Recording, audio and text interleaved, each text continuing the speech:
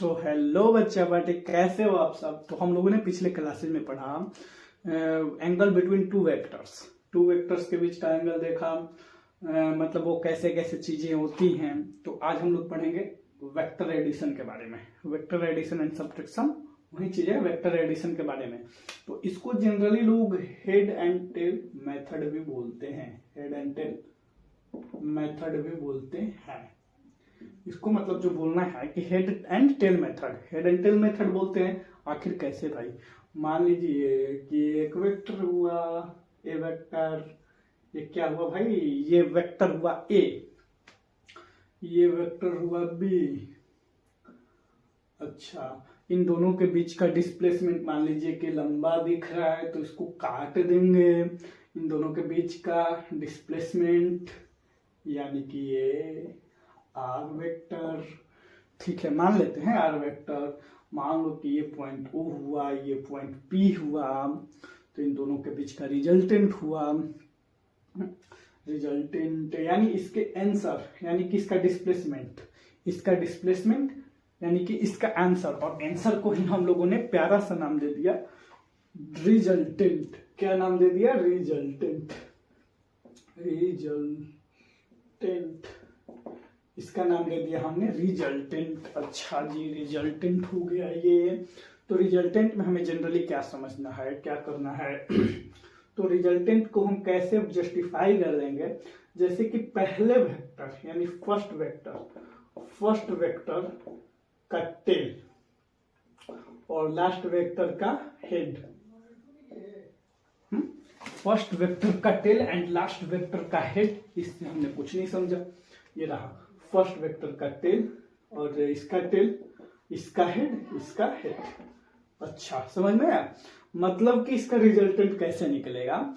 सबसे पहले हम हेड एंड टेल रूल क्यों बोलते हैं। एक वेक्टर लिया, इसका जो डिस्प्लेसमेंट रहा, उस डिस्प्लेसमेंट को जो न्यू वेक्टर से डिजाइन किया जाएगा, वो उसके टेल को, उसके हेड से ऐड कर दिया जाएगा। मान लो जैसे एक और क्वेश्चन, मतलब एक और वेक्टर लेते हैं, दो वेक्टर्स। ये रहा एक वेक्टर ए वेक्टर और ये रहा बी वेक्टर। ये क्या रहा? B vector.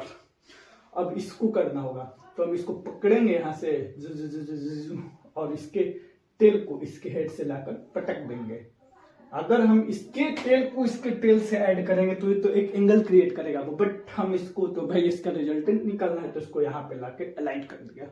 अच्छा, अब कर दिया तो इसके टेल से इसके हेड को और इसके हेड से इसके हेड को, और ये क्या रहा? इसका रिजल्टेंट। क्लियर है? तो ये रहा इसका रिजल्टेंट। मान लो जैसे कि एक व्यक्ति है जो कि तीन, तो जैसा कि हम लोगों ने समझा कि head to head, tail to tail. अच्छा, तो उस पर क्वेश्चन कर लेते हैं। जैसे कि मान लीजिए कि कोई ए वेक्टर है, ए चला, मान लो कि यहां से ए चला, ए वेक्टर है, और ए वेक्टर कहां पे चला भाई? तो ये चला कहीं और, मतलब ये ईस्ट की तरफ चला। अब वी वेक्टर है, वी वेक्टर चला साउथ की ओर, सी वेक्टर चला ईस्ट की ओर, सी वेक्टर चला ईस्ट की ओर। अब कोई पूछ दे आपसे कि इसका रिजल्टेंट क्या होगा, तो फर्स्ट वेक्टर और लास्ट वेक्टर, फर्स्ट वेक्टर के टेल से टेल और लास्ट वेक्टर के हेड से हेड, यानी कि इसका रिजल्टेंट हो जाएगा ये। सॉरी फॉर दैट कि मतलब लाइन सीधी नहीं हुई, लेकिन इसका रिजल्टेंट हो गया ये। ठीक है, मान लीजिए, चलिए एक और क्वेश्चन ट्राई कर लेते हैं। जैसे कि एक व्यक्ति है जो कि 5 मीटर ईस्ट चला, 5 metres east and 6 metre south चला, तो इसका रिजल्टेंट क्या होगा? तो ये तो इन दोनों के बीच का एंगल 90 डिग्री हुआ, तो इनका रिजल्टेंट यहां से एक टेल से टेल एंड हेड से हेड जोड़ दिया जाएगा। यहां पे देखिए आप, सॉरी, हेड और ये रहा tail, head and tail add है। यहां पे टेल है, टेल हेड क्लियर है ना। तो अब इसका रिजल्टेंट हम पाइथागोरस से निकाल सकते हैं। जैसे ये हो गया h, तो h स्क्वायर यहाँ पे कर देते हैं, h स्क्वायर इक्वल्स टू 5 का स्क्वायर प्लस 6 का स्क्वायर, तो h square equals to 25 plus 36 and h equals to under root में 6 5 11 3 2 5 1 6। क्लियर है, इसको और तोड़ा जा सकता है।